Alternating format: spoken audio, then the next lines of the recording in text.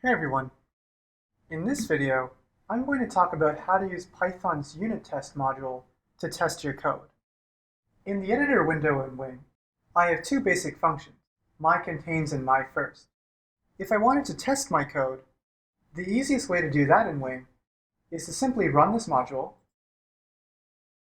and then on the command line, try out a couple of examples. myContains 3, 1, 2, 3 is true.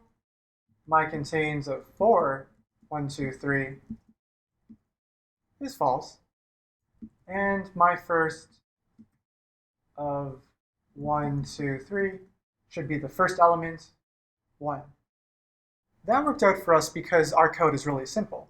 But in 148 and beyond, you'll start to write larger and larger programs where even single functions might have a lot of tricky cases. And if you have to type in your test manually every single time you want to test your code, well, you're not going to do it. So that's why in this course, we're putting a big focus into learning about a testing tool that Python makes available to us to make our testing easier.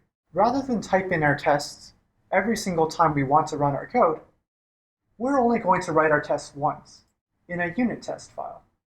So here's my basic unit test file. It imports the functions from my functions, and it imports the Python module unit test.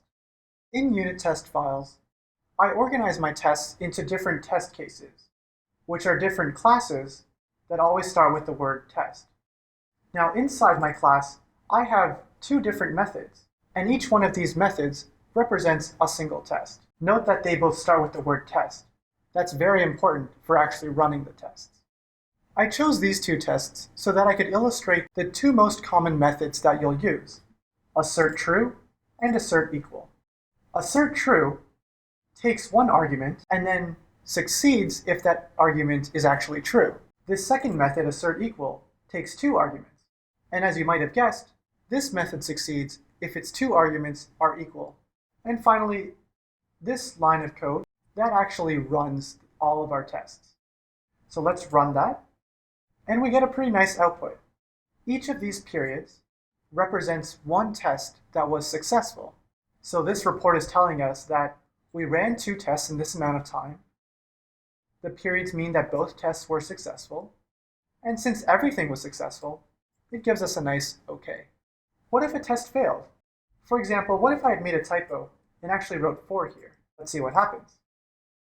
Not only do we get a capital F indicating a failed test, we also get a report telling us the name of each test that failed, as well as the line number corresponding to the failing assertion. And down here at the bottom, it even tells us that, hey, something failed, and we had one failure. So let me change that back and show you a different type of test. I'm going to test first on an empty list. And you might be thinking, oh no, David, don't do it. It's not going to work. Because if I call myFirst on an empty list, remember that myFirst just accesses the first element of a list. And since there's no element in an empty list, this should produce an error. We get an E for error. Down below, we get the name of the test that had the error, as well as what the actual error was. In this case, we tried to return list of 0, and we got an index error because, well, list was empty. So we knew that was going to happen. So it would be really nice if we had a way of testing to make sure an error got raised.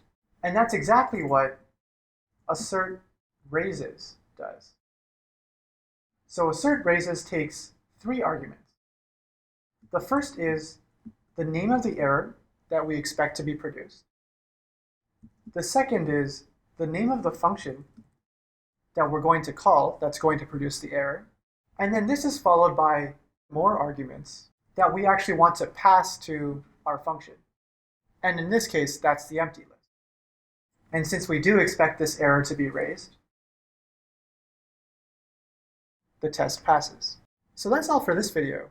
Stay tuned for the follow-up, where I'll talk about a bit more advanced usage of unit test that will really come in handy as you start testing your code in CSC 148. Thanks for watching and have a great day.